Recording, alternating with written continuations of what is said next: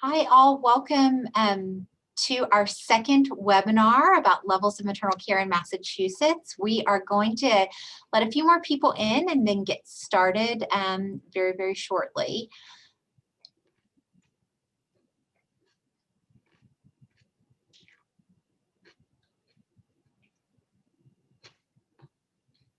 I guess acknowledging it's a couple minutes past the hour and it feels like the queue for the waiting room is getting a little shorter. I want to thank you for spending your lunch hour with PNQIN and the crew again.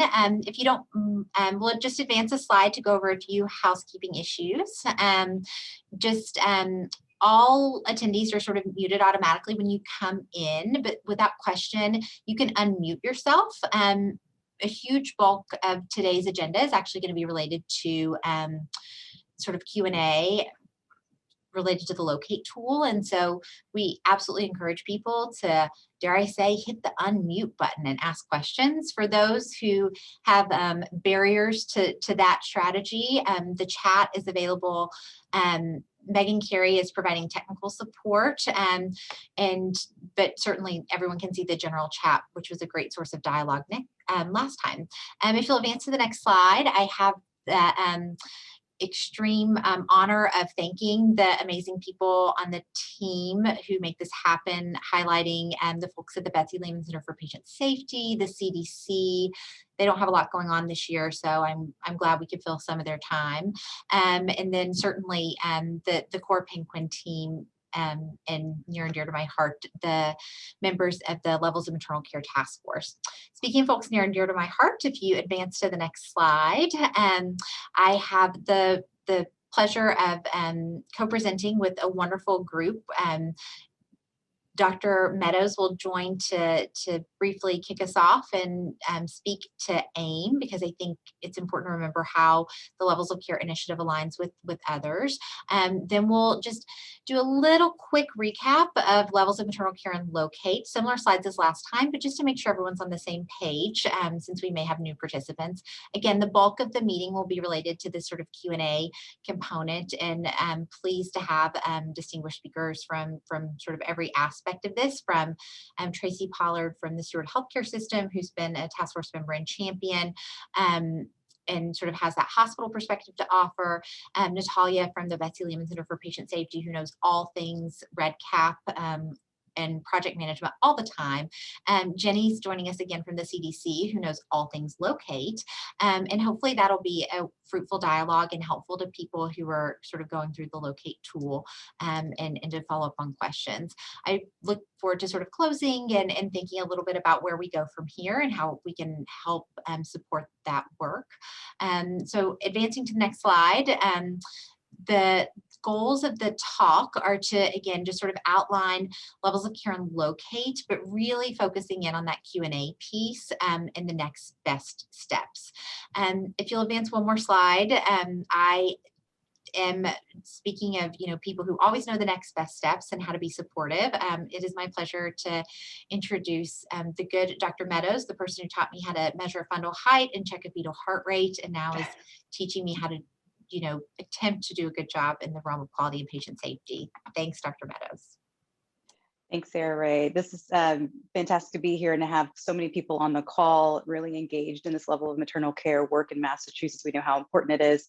My picture's up here, but actually this should be myself and Dr. Iverson, who I also invite to say a few words.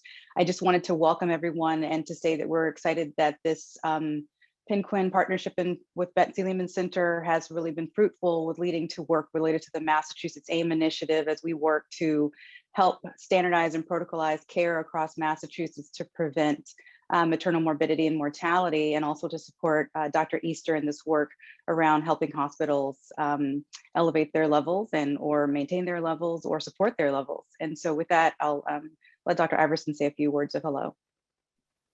Yeah, I don't have too much more to add, except we're really excited that so many people are understanding and wanting to understand more of this process. It's really been our goal for the last couple of years now, especially as we've joined the AIM program, to reach that improvement that we're looking at in severe maternal morbidity throughout the state. And we think that doing this and all participating and thinking about how we can make sure our levels are correct and transfer to and from different sites appropriately. It's going to be all part of that project that we're all undertaking to make the Commonwealth safer. So thank you so much for everything you're doing out there, and for bringing your questions to this hour. Thank you for that kind introduction. And I think just one feature I forgot to mention is we actually are really interested in doing everything we can to engage and understand the needs of folks participating in this initiative. So there will be some polling throughout, which I hope you will feel inspired to answer openly and honestly. And I think that will both sort of help us understand where people are coming from, and also sort of inspire future directions. I'll pass it back to Dr. Meadows. I wasn't sure if you wanted to say a word about the AIM initiative on the next slide before we dive into Locate. Just that the AIM initiative is underway. We, as everyone may know, those who participated, we are engaged in the opioid use disorder bundle. That is the obstetric care for women with opioid use disorder. And that is underway for this national program that we're a part of. We will be launching the obstetric hemorrhage bundle. You'll be getting information about that coming soon for a full launch in June. We have a mini collaborative that's happening right now, February to May, or just started last month through to May. And then we'll be moving into hypertension. And as all of you know, PNQIN as an organization is rooted in the quest to achieve health equity. And so we will be overlaying that with measurement around reducing peripartum and racial and ethnic disparities in Massachusetts. And so we're excited to continue to work with you all. So back to you, Sarah Ray. Thank you so much. In general, I don't like to follow you as a speaker, but I feel like I can do it after one slide. So if you don't mind advancing to the next slide, we will, I guess, semi-introduce myself as the sort of having the privilege of being the chair of this task force, and just reviewing one more time what levels of care is about. If you advance to the next slide, you'll see the overall obstetric care consensus document that was initiated in 2015, but updated in 2019, and endorsed by many of the sort of championed by ACOG and SMFM, but really endorsed by many of the organizations that we hold dear, and including the ACNM and AWAN, as well as our family physicians and our anesthesia colleagues. So I think, just highlighting that this captures a true multidisciplinary effort, and I hope that your survey responses will do the same. If you'll advance to the next slide, you'll see this levels of maternal care paradigm outline. So the idea of risk appropriate care is about matching patients with their and their comorbidities with the things that you might anticipate they would need as the course of their labor and delivery. So for instance, if you have a patient who has few medical comorbidities and otherwise has like the cherished singleton vertex pregnancy at term, it's absolutely an ideal patient to deliver in a birth center. Why do you need all the King's horses and all the King's men? Versus if you have someone who has a history of maternal cardiac disease or transplant in pregnancy, then making sure that they are managed to the hospital that has subspecialty expertise in that domain makes logical sense. And then sort of everything in between that's probably more commonly encountered. If you advance to the next slide, you will see some of the initial objectives and the goals of levels of maternal care. I think we're all familiar with the concept of regionalized care, but certainly the NICU is our example that we use and hold dear, and what we base so much obstetric transport around. The levels of maternal care idea draws off that, but is absolutely distinct. And the goal of the initiative is to develop consistent guidelines, but I think sort of with a focus on geography and making sure that there aren't huge maternity care deserts as well, and to really allow hospitals to have a proactive approach.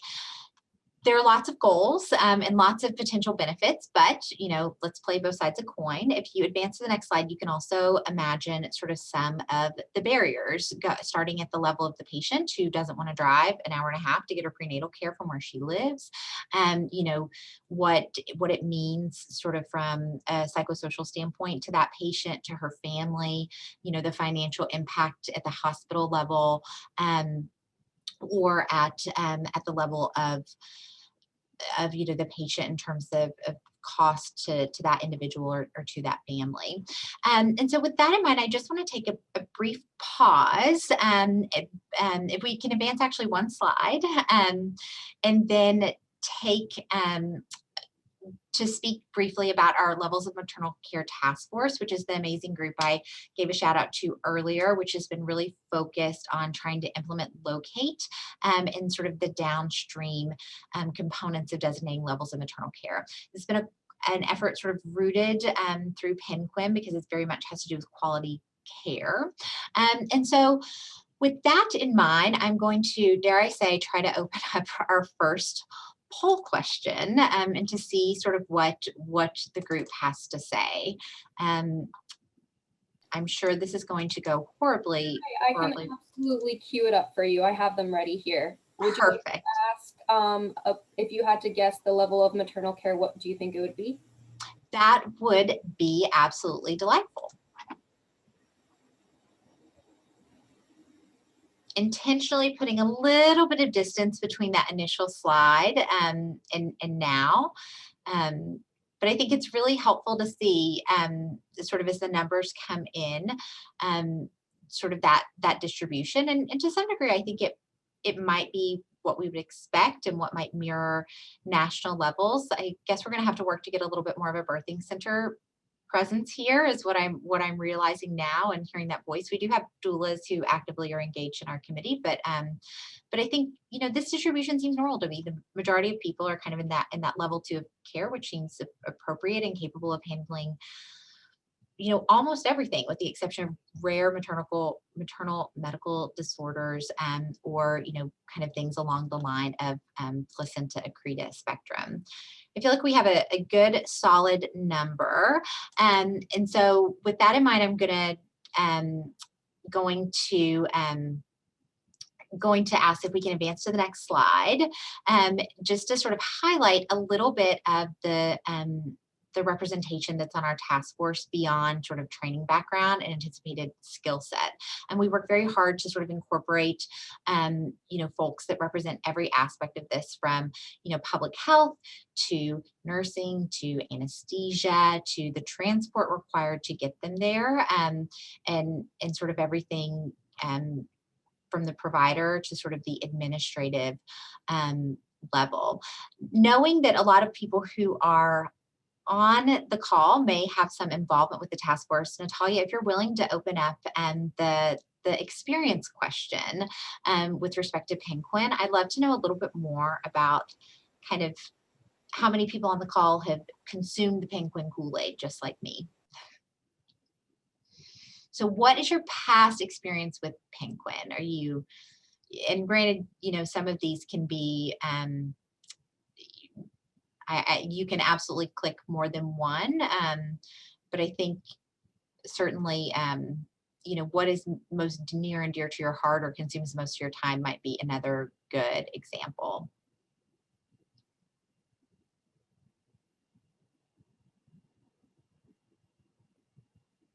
It's amazing, a little bit slower to come in terms of answers, but it seems like a huge amount of involvement is related to AIM. We have a great comment that you can't click more than one. Clicking one button is more than enough in my mind. That feels overwhelmingly complicated. I feel like my dad making that comment out loud. But I think certainly we'll work on multiple choice next go round, but I think it's helpful to know that most people actually have familiarity with PNQIN, and a lot of this is rooted in the work that they have done through either AIM initiatives in data collection, or through the AIM initiatives in the OUD project. I'll stop it at halfway through and advance one more slide if that's okay, to talk a little bit more about sort of this locate tool. Jenny from the CDC gave us a great orientation to locate how it's been used in other states, what it is meant for, what it's not meant for. And if you missed that great overview, our website has recordings of that webinar as well as this one, and that you can go back and reference. Here you see our timeline before us. We had our webinar last week, and at some point during last week, no promises, was on February 9th, or a few weeks ago, we sent the intro letter out and the survey to most hospitals. And we're here sort of approaching the second webinar with the hopes that folks have had a chance to open the survey and maybe generate some questions. We will be, harassing in a couple weeks to follow up to see how we can help support your replies. And our hope is, on this albeit ambitious timeline, that we're able to get the data in by the end of March, again targeting sort of 100% participation. Once we get that data, we'll set another webinar with the goal for April or May to review some of that data. So I think with that in mind, I'd love to open up the next polling question, if that's okay, Natalia. I'd love to know what people are most concerned about with the locate survey. We'll get into more granular questions, but I think just like a gestalt to the room would be really helpful. Well, this is great. There are no concerns. Oh, shoot. Okay. Yeah, I think the complexity of the elements and the time to complete are things that are recurring themes and things that I've actually gotten feedback from in the past couple of weeks, and I hope we're able to address this. This theme of sort of unintended consequences of regionalized care is a big concern of our task force sort of globally, and the whole group dealing with implementation and access is really working to make sure that there aren't unintended negative consequences of regionalized care, which I could enumerate as well, and also elaborate on ways that we've been when we've talked about this before. If the I think this feels like a pretty good poll of the room, and we're already getting some good chat questions coming in. So I think maybe with that in mind, I will close the poll, really appreciating how people are thinking both sort of at the level of the leaves and also sort of the forest. And if you don't mind advancing to the next slide, I just want to sort of remind people of a couple of the add-ons to our Massachusetts survey to try to address some of these concerns about the unintended consequences of regionalized care. Our hope is that by offering this virtual consultation, something that was key to the initiative that was sort of piloted by ACOG, it'll give us a chance to actually address some of those from your perspective. We're also, sort of equity and eliminating disparities and addressing racism and eliminating racism is a key tenet of what we do at PNQIN. And so we work very hard to try to target some questions for our state there. But at the end of the day, I think this all falls under this label of quality collaborative care. And so with that in mind, I think, again, I'm hopeful to sort of both answer questions, but also learn from the audience. So I'll advance to the next slide and sort of our next agenda item, so to speak, which is more a Q&A panel. I don't have a whole lot to say other than hopefully moderating things, but just as one more reminder, I think we're taking this from, Tracy, who's an amazing nurse and quality director throughout the Steward healthcare system, who was the first completer of her locate survey. We have an N of 4, which is actually a pretty good place to be perfectly frank. I'm delighted, but Tracy was in number 1 and has a lot of great lessons to share from like that ground level perspective of actually pulling the data together. Natalia is sort of the master of REDCap from the Betsy Lehman Center for Patient Safety and knows the survey in and out. And Jenny, from the CDC has this sort of higher level overview. So again, just sort of providing a reminder of people's functions. sort of on the call, so that hopefully it will give people a chance to sort of target questions if that's helpful. So with that in mind, I might turn it over to Natalia, if that's okay, to sort of, we thought maybe a very helpful way to go through this would actually be to just kind of advance through the survey again, slide by slide, and or sort of page by page, and see what questions people have. I'm not ignoring the chat entirely, but I'm hoping that some of these things will come up in the conversation, and some people are actually already addressing them without our help, so that's terrific. Natalia, do you feel okay to take it away? Yeah, of course. So bear with me one moment. I'm going to stop sharing the screen so I can share the survey. I have populated kind of a fake testing response just so it's easier for us to go through. So for some of you, or hopefully all of you who have at least tried to open up the link, what we found, and I think Tracy can attest to this, super helpful, is to click on this PDF link, which gives you actually all of the questions verbatim, and it can help kind of prepare you for what type of data you need to collect, what you need to have in order, so that the survey submission goes smoothly. And what that looks like, just a snippet, bear with me again, a lot of screen sharing, I realize, is it'll give you a PDF, and it breaks it down bullet by bullet, drops it down to, you know, the demographics about yourself, your facility, how we can reach you, neonatal statistics, maternal statistics, and it breaks it down also by the neonatal care section as well as the maternal care section. Additionally, it's helpful to know that this PDF instruction document has some general definitions when it comes to the availability you're listing for certain professionals or specialists. So it is useful to just take a look, print this out. You know, I find writing things by hand, sometimes having a paper copy is immensely helpful to kind of focus things. We're on our computers all the time these days, so it might give your brain a little bit of a different break. So take a moment to have this document accessible and ready. Read through the definitions if you find those are helpful, if you find that confusing. What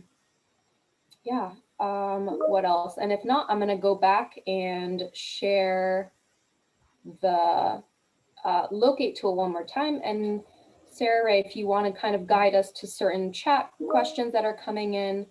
Absolutely. So there's a lot going on in the chat about sort of the PDF. I'd be curious, one of the challenges I will say with the PDF is there's a lot of branching logic in the survey. So if you say, you know, choose your own adventure. If you say yes to this, you get more questions. If you say no, you get more questions, to try to really target, you know, and narrow down the questions that you have to answer. Tracy, how did you sort of find that process of like filling out on the paper copy? I'm a paper planner girl myself. How did you find that process of getting it from like the paper copy into the computer, recognizing some of the skip patterns can be complicated? Well, I realized as I started to input the information that the mapping logic, so my questions weren't lining up with what I was filling out, so I had to be really careful. That being said, I really did like having it on paper first to have everything down and then to go to the computer with it.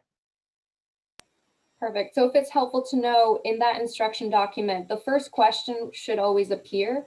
And then if there's additional questions right after that, following that first question, those will usually be the logic branching additional questions related to your response.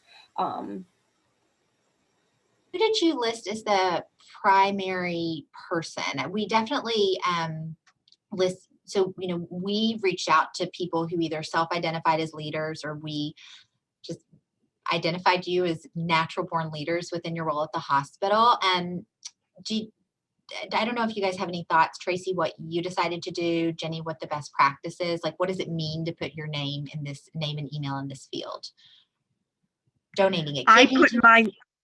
I put my name because I actually entered the online form, but I put all of the, you know, the positions of all the staff that helped me. So the chief, MFM, the CMO, excuse me, the CFO, the director of nursing, everyone that helped, I listed them on the form as well, their positions anyway.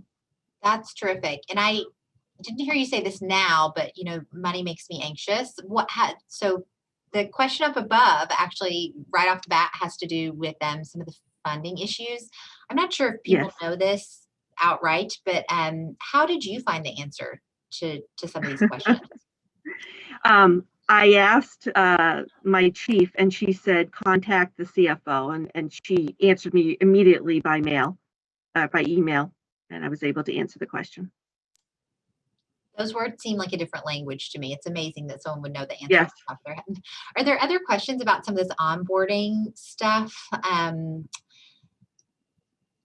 I want to address, there's a question, a really, really great question from Deb Toffee in the chat that I'd love to just tackle head on.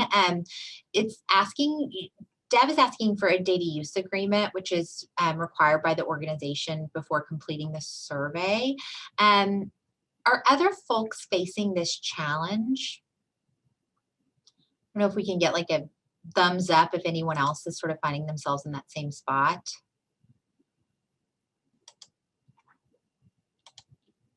Or raise hand. Okay.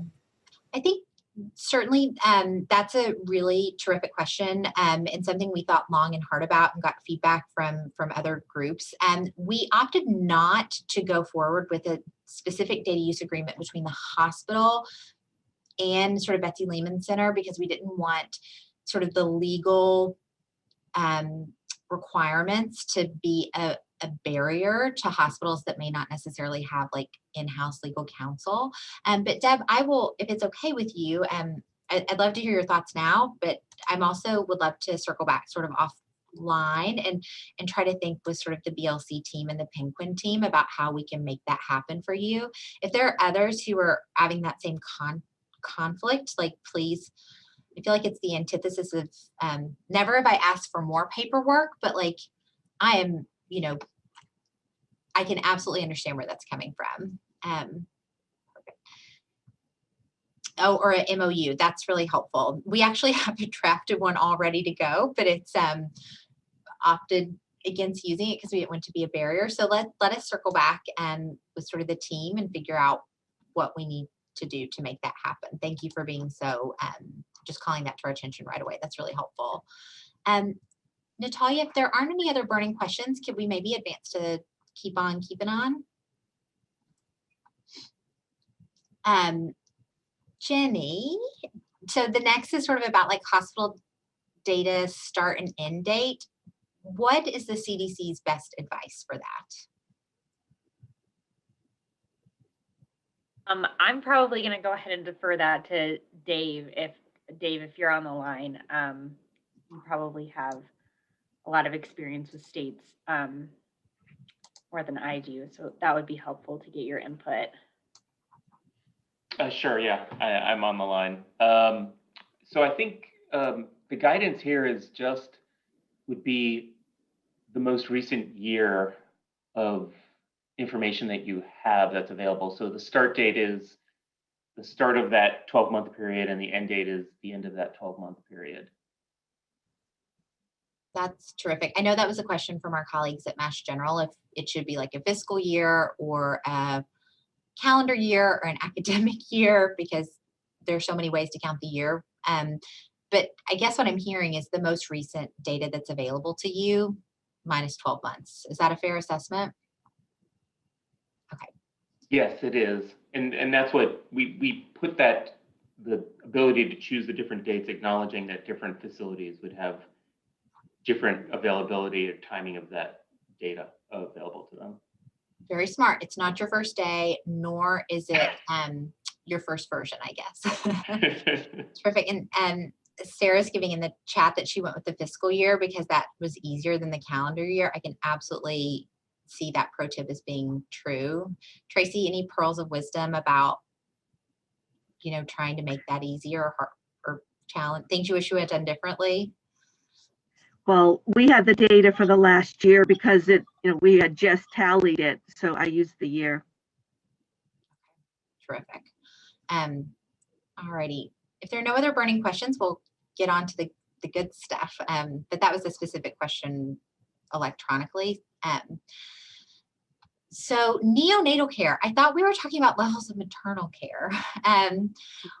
What is, Jenny, do you mind just reminding the group like what this has to do with maternal care? Why these questions matter? Yeah, absolutely. So we, for the Locate survey, have a neonatal section of care as well as a maternal section of care. The neonatal section is scored similarly like the maternal section, where we ask specific questions based on guidance to then assess what your neonatal level of care may be. These questions, I think, are, we encourage facilities to answer both sections of the survey, but it's really up to the state if they want to engage with just the maternal section or the neonatal section as well. But it really gives you an overview of what areas maybe in your facility are preventing you from the actual level that you that your facility is assessed prior to the Locate survey. No, I said, you know, we went back and forth as a state and as a task force about this and whether or not it would be distracting, because we do have designated levels of care, but ultimately a lot of these questions felt pretty simple, dare I say, like if you want to scroll down. And I will highlight just if there's one question, you know, these like branching logic offshoots, if you see how they're sort of numbered, like in 3.4.1, you know, like that other text box won't pop up unless you click other. And insane, like if you say that you have a neonatologist available, then, you know, the question is sort of, are they available like on site, you know, telemed, et cetera. And so I think for most clinicians, I think this would be, you know, a relatively simple ask, recognizing that the survey may expand as it goes. I don't know if others have had barriers or challenges in this sort of neonatal space. I will say we are light on neonatologists in this effort. And are there questions about this neonatal section? Theoretical, practical? Okay. If it's okay, because I'm not getting a lot coming through, I will maybe just ask if we can move forward. I do want to remind people that you know, the sort of the more services available, like the longer the survey becomes. And so, you know, I don't want to say like don't be overwhelmed, but I think, you know, when you see all these questions popping up and down, like a lot of those are actually really easy and intuitive. You just know them. I know them because I was on call, right? Not because I have any sort of fancy chief of anything in front of my name. What about the neonatal stats? Tracy, can you speak to that a little bit? Like how did you make this happen for your hospital? So we involved the head of the NICU, the director, with this survey. So he was in on us filling out the maternal part, and then we asked him to complete the neonatal statistics, and he was able to take care of that. Are there others? Actually, you know what? This is a great time for our next poll, if people don't mind. Natalia or Kaylee, I forget who's the magic.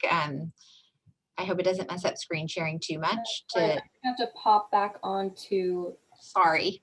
No, that's fine. You're logged in from another device. If Megan or Kaylee could help me with the poll, it seems that my Zoom is not cooperating. Yep, I think I can. Sarah, do you want the question, where are you with Locate? If you don't mind, I think Absolutely. that'd be helpful. So I think it would sort of be helpful to know where are like you in your journey with Locate. I think I won't be mad if people say what's Locate. But I think it's helpful to know. I think that you know, again, our N of 4 completed the Locate survey, which am thrilled beyond belief. And the fact that people have sort of opened it or started it, like it's, I don't know, it's the first step to some may be the most challenging. Is there anyone who like falls into this category of like opened the introductory email but hasn't made that jump to the survey, who might be willing to comment? Like, why? Like, are there people meeting barriers, if that makes sense? I think that the MOU or DUA is a really great example. Are there other folks who just open the email but haven't quite taken the next step?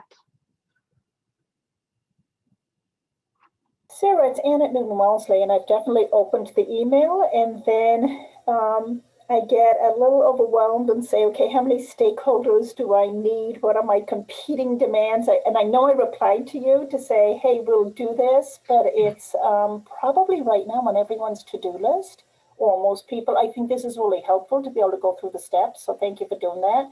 But I am the first to say I opened it and got like, ooh, how do I gather everyone? So it's really great, obviously, to hear from people who say, hey, I printed it out. I send, like Tracy, different pieces to different people. And I actually, while we were on the call, just emailed Neonatology and MFM and said, some of our quality folks, and said, are any of you guys on this call with me? Because I'm hoping this is being recorded, so I'll remember the directions that you're sharing. But those are my 2 cents. It absolutely. So first of all, Anne, thank you for speaking up. Second of all, it's a safe space, because there's nothing you could ever do that would make me, anything other than thrilled. Just, I'll see you tomorrow in Newton Wellesley. But I think that piece is super helpful. Oh my gosh, the good Dr. Gorman is happy to help. What a dream come true. I want to be involved in that meeting. But I think that's helpful to hear. And I sort of, to be perfectly frank, feel the same way, even though I feel like I know the survey in and out. Like, it is kind of a lot. Natalia, do you feel, would it be okay, or is it going to break the internet to pull the survey back up again? Not at all. Hopefully you're viewing the survey again. Yes, absolutely. And only because the good Dr. Gorman has put her name out there. Like, for hospitals that do have sort of NICUs, like, how hard is this data going to be to obtain, if that makes sense?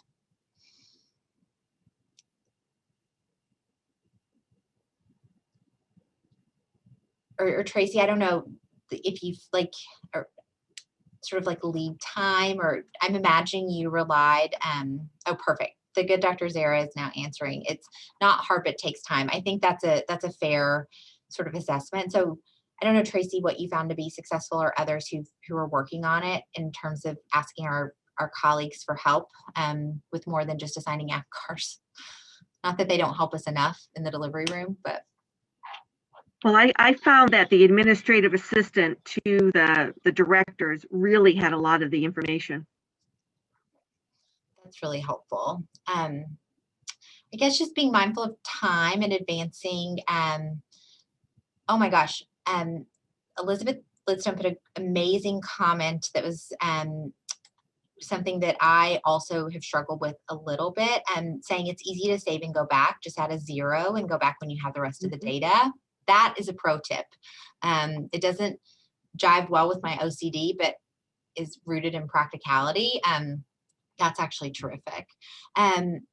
Maybe just advancing a little bit more to the maternal section, because I guess technically that's what this is all about. So what, Tracy, what things did you find surprising in sort of answering, not necessarily even Tracy, like anyone who's done it? Are there parts about this piece that took you by surprise in terms of answering questions? I wouldn't say surprise, but when you get into the specialties and how available they are, finding out that information. And the director of maternity helped me call the directors of all the specialties to find out the information, because we did not know. That's incredible. That's a far more official route than what I was planning on taking, which was just actually asking the residents. I think you better believe the residents know what service, if you are in a teaching hospital, you better believe they know who to page and who not to page at 2 o'clock in the morning. That's actually a terrific idea. Natalia, do you want to scroll down just a little bit? I think some of these initial questions are actually pretty straightforward. Some of them, I think,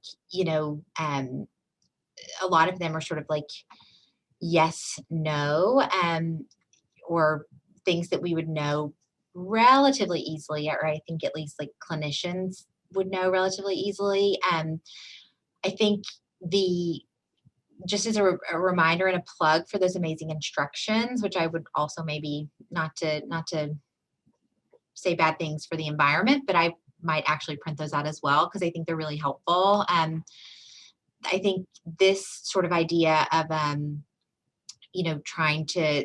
this is stuff that I can imagine that would be easy to sort of try to get in like bulk services. I don't know, Tracy, for some of these like services more so than personnel, was this stuff you knew off the top of your head? Did you have any pro tips for that? I think the directors, they were the link for me. They knew, because I didn't know if we had some of the services, and one director called the other and it was easily answered. Oh my gosh, and Bonnie just put in the chat, I'm like, honest to goodness, my heart is just exploding with joy for because this is why it's great to work with PNQIN. Not only did she put her email in, but she put her cell phone and like an offer to help with the locate tool submission.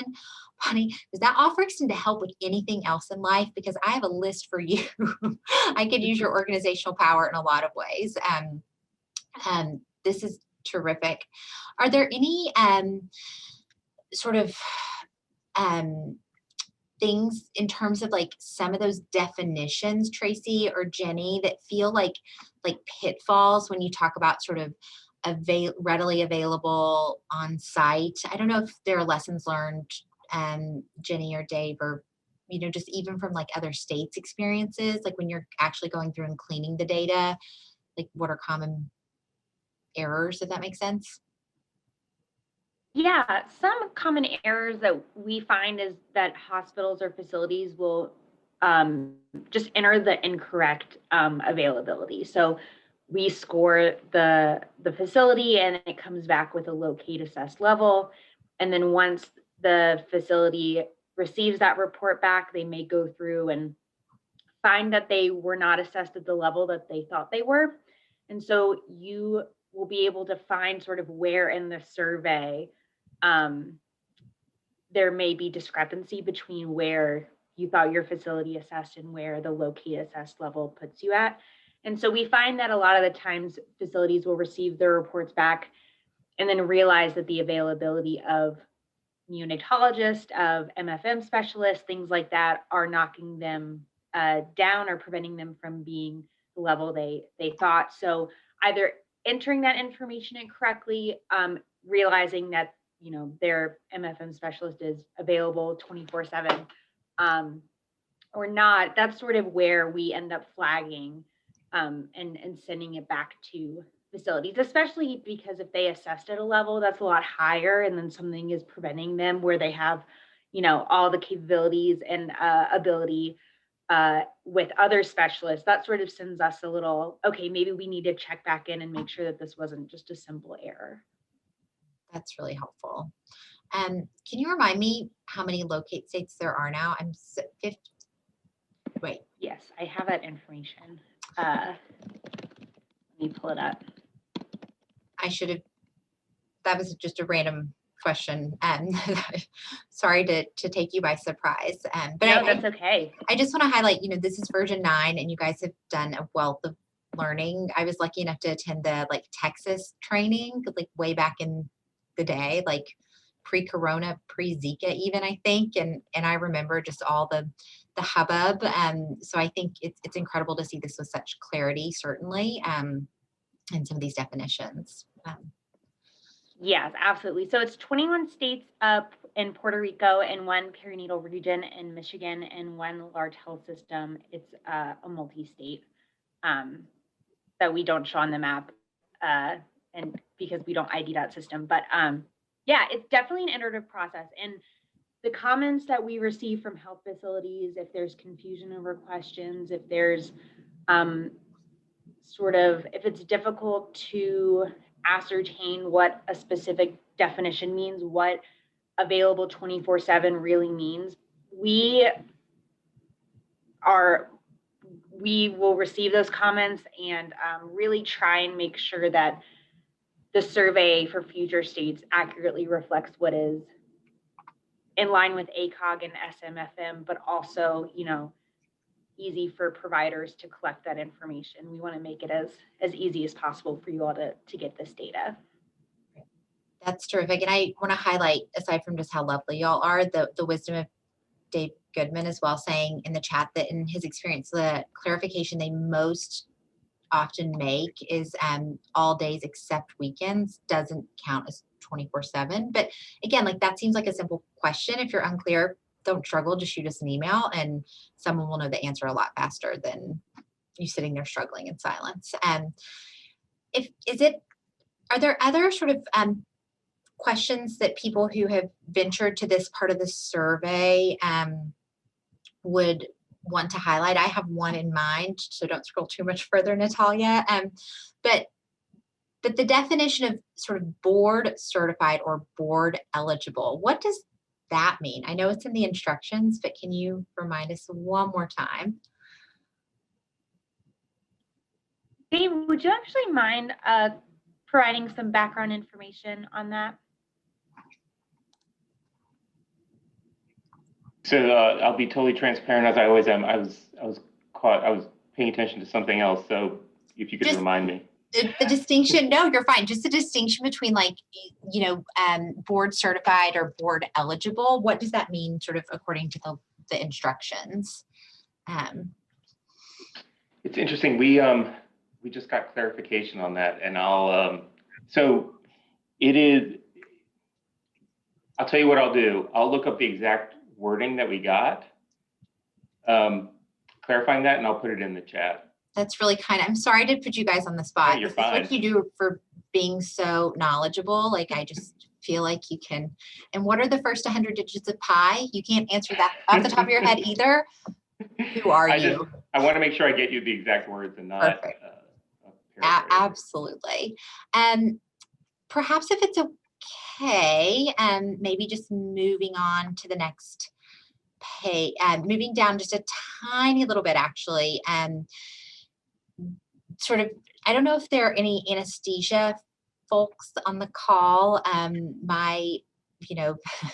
People I spend a lot of time with, whether in the ICU or in the OR. But I do think that we have a lot of anesthesiologists who are members in our task force and have been really integral to sort of thinking about this multidisciplinary care perspective. Tracy, I don't know if you have insights from your experiences about working with, I feel like anesthesia and OB plays nice together, but if you have any thoughts.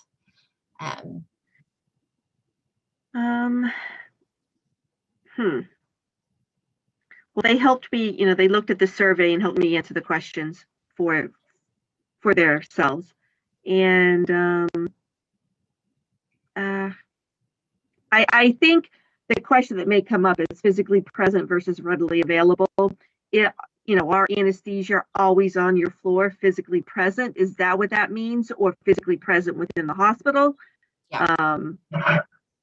That's a question. Yeah, that's a helpful theme. And again, just, physically present means they are on site in the location where care is provided 24/7 versus readily available means they can be there 24/7, which I love this. This is such a good hedge, right? And within a time frame that incorporates maternal and fetal or neonatal risks and benefits with the provision of care. In my mind, that's like 30 minutes. I don't know what the right answer is, but I think that seems fair and reasonable. I think Michelle's bringing out a really great, Michelle from Newton Wellesley's bringing out a great question in the chat about sort of the availability of midwifery care. Being mindful of time, I don't know, birth centers are included in the level of care. I cannot remember if specifically we asked about midwives within the subspecialists. I don't think that we do, but that is, I think, great feedback. If that makes sense. Michelle, if only you could be there for all the ideas all the time. And I do want to just pause really, really quickly on question W11. How did you answer this, Tracy? Does your facility currently have a maternal level of care designation? No. I think for No, most, because none of us do. None of us yes. do. So that's like the freebie. W11, the answer is no. That's the whole purpose of this exercise. So there you go. That's like the free square, you know, in bingo or what have you. And then what about W12? Jenny, or anyone, like, thoughts on the purpose of this question beyond just the poll that I torture people with at the beginning? Yeah, for our data, it's great to be able to evaluate sort of after we gather states who have participated in Locate to assess the discrepancies between what facilities would place their facility at what level of maternal care or neonatal care and what they actually locate assess at. I think it helps us sort of to present to states sort of what the importance of Locate is, why it might be useful to implement, why, you know, these guidelines that we're using for ACOG and SMFM matter, and what that means sort of facilitating conversations with stakeholders, and sort of how the data can best be used to help your facility. So for us, it's just a really great way to see sort of how different or how similar your health facility runs based on what you perceive your Locate level to be versus based on these guidelines, what it actually is. No, that's super helpful. And I can't, Kelly, you never should put yourself out there in the chat. I feel bad cold calling on you, but we're so lucky to have folks from Maine joining us. I don't think there are lobsters involved, but they are a Locate state. And I'd be curious to know if you found like question W12 to be useful in your rollout. If you feel comfortable answering or have the capability. Yeah, I mean, I think what you said was exactly right. It's sort of like a freebie, like, do you consider your level of care? You could put whatever you want. What we found, though, was that a lot of our hospitals were over assessing their level of maternity care. So they were self-assessing at a level 2 or 3, and the Locate tool assessed them at a level 1 or less. That is really helpful, I think, to hear. And can I ask, when you found that discordance, either, you know, Kelly or Jenny, just more globally, the question about, like, do you think that people were sort of over assessing, so to speak, or do you feel like they're missing just like one or two components, if that makes sense? Or probably a mix of both. Yeah, I think I think it was a little of both. I think they were underestimating like the availability of some of the testing. That was a pretty common area of question, actually, was the availability of ultrasound, echo, and MRI. And it really had an impact on bringing their level down. And in some cases, it was just a matter of clarifying what the service actually was. And in some cases, we were able to just adjust that and bring them to the level that they wanted to be. That's so, I think, extraordinarily helpful. And I think other things helpful coming in through the chat just related to this great line of questioning. Natalia, is it possible to scroll up to W6 just to highlight that midwives are included on the list of sort of obstetric care providers? I don't know if any, I'm embarrassed that because it's one of the asterisk questions, I'm embarrassed that I sort of neglected to think about that, but I swear I don't look at the maternal section as much because I feel like I know it better. The other piece I just want to highlight at the bottom under W12, W11 is my favorite question because the answer is no, but W12 is actually a link to the level of maternal care guidelines. And recognizing I'm going over on time, but it's been such a rich discussion. If we can just advance one more page, we are oh so close.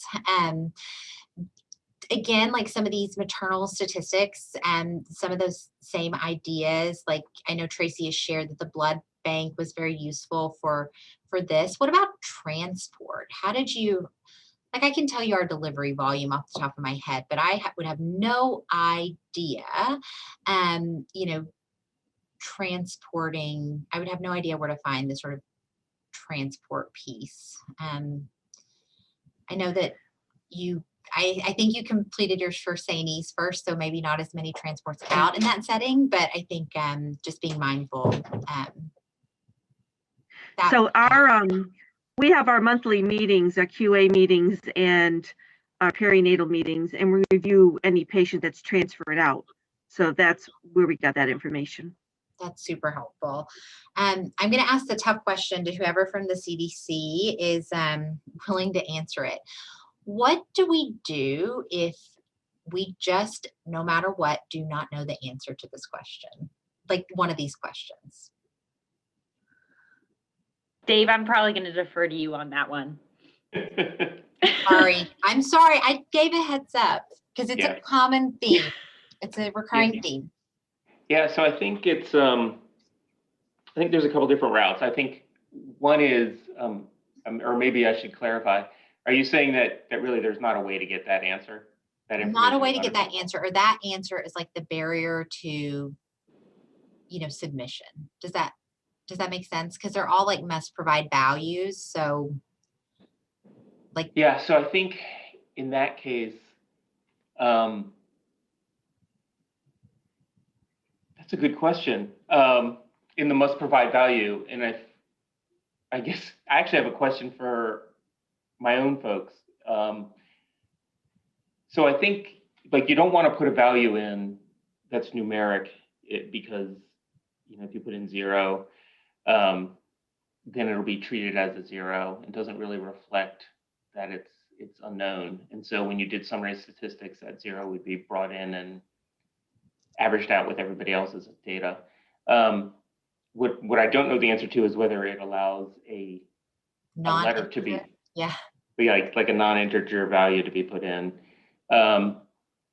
And if the case is that you cannot,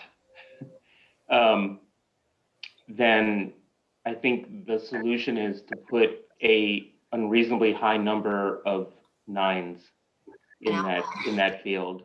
Which really, so just like 9999999, and as far as you can go, and that'll really flag it for being an unknown. That's perfect. We can add some more sort of follow up on that as well. I'm so sorry to take you by storm. Again, this is what you get for being knowledgeable and nice. You should either know less or be meaner, I guess. And just advance. I love it when new questions come up that help us out in thinking about how to better do this. I feel proud. I feel like new questions is Natalia's space. But again, you know, just if you fetal death statistics, I'm going to say the same, you know, paradigms apply.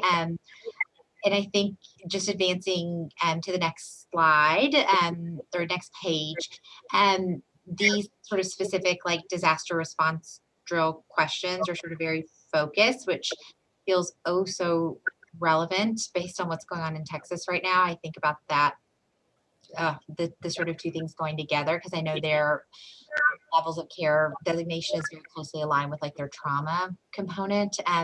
If you advance to the next page, these are sort of our Massachusetts specific questions that we're really sort of proud to add in. You'll notice that we have the largest paragraph text box in all of the locate survey. I think we pioneered the use of the paragraph text box and not the short answer. So yes. As Natalia is saying, please write so much lovely information here. I think this is a really great, you know, opportunity to sort of report not only sort of what you have in place that you're proud of that could be useful for other hospitals, but also to sort of highlight opportunities that, you know, opportunities where PNQIN can support you.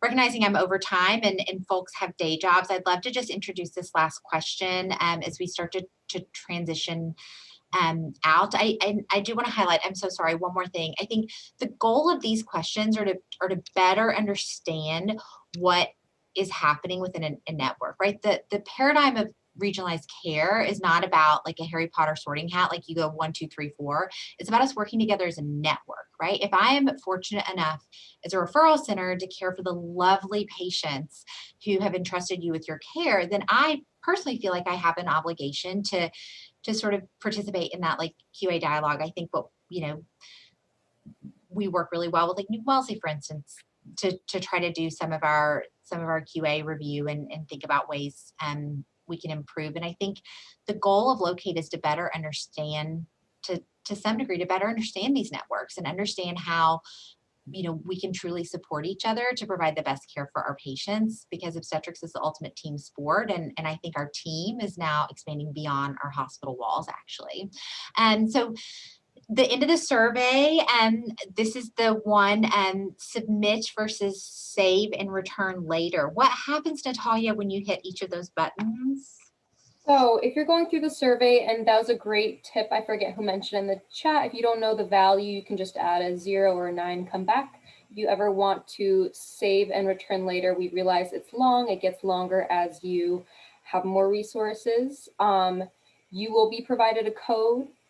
If you can write it down or remember it, that's fine, but I think it's most helpful if you provide your email here. We double check that these do send you a link to your external email, whatever it is, and it'll provide you a link that you can click on, and it'll jump you back to that place so you can finish your progress.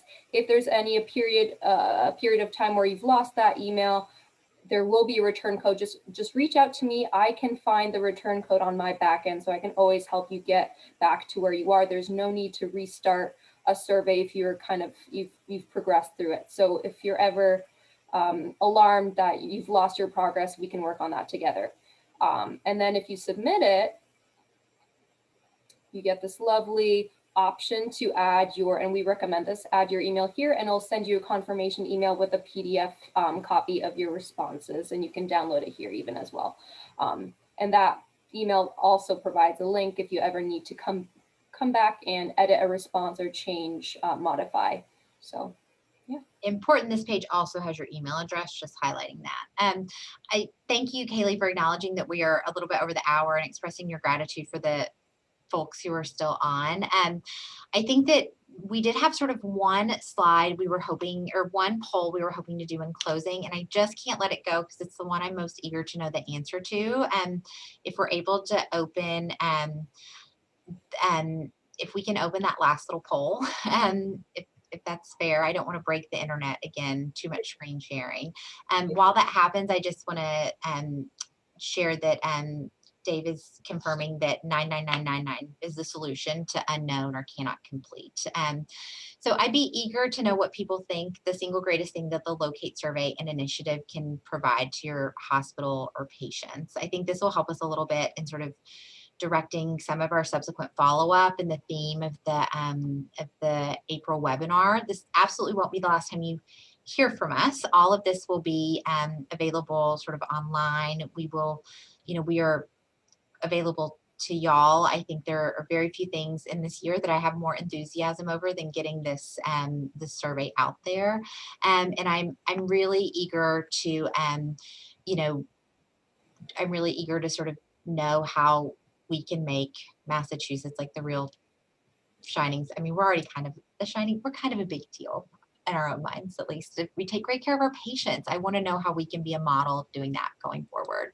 And so I guess it makes me happy to see that providing guidance on risk appropriate care is really helpful. I think sort of knowing what you want to care for and what you don't, and what's appropriate, what's not, I think is extraordinarily important. But I'm so happy to hear that themes of sort of disparities in relationship building are really important. I think number 3 is my answer. I'm most eager to know how PNQIN can help support hospitals and to strengthen our networks. So I'll end polling for now and ask to just advance another slide if that's okay. Guess what? We hope you complete the Locate survey. The survey is closing March 31st. And then we're hoping, sort of based on some of the initial feedback we get, to schedule a webinar and know how long it'll take to kind of get that data back to provide a meaningful review and try to address some of those next steps. If you'll advance to the next slide. I will share my email address and Kaylee's email address, which is bigger and first and probably, better because she's just better at email. But ultimately, I want to express my most sincere gratitude and rearrange her schedule to be here. The Betsy Lehman Center team is incredible. I actually can't say enough good things about the CDC. The fact that you're doing this amidst a pandemic is actually just remarkable and inspiring and really motivating for me personally, I think. I think, again, Kaylee is our heart and soul of this team, but actually this meeting would not have been possible without the great input from the people involved. I hope this is a good example of all the wonderful things that this type of initiative will have for us in our future. So I thank you for your attention and for staying 8 minutes over. I'm so sorry. I shouldn't be so chatty, but I'm excited. I can't help it. And I'm really, really grateful. Thanks so much for taking time to be here, and please let us know how we can help. With that, I guess on with your Tuesday. Thank you so much.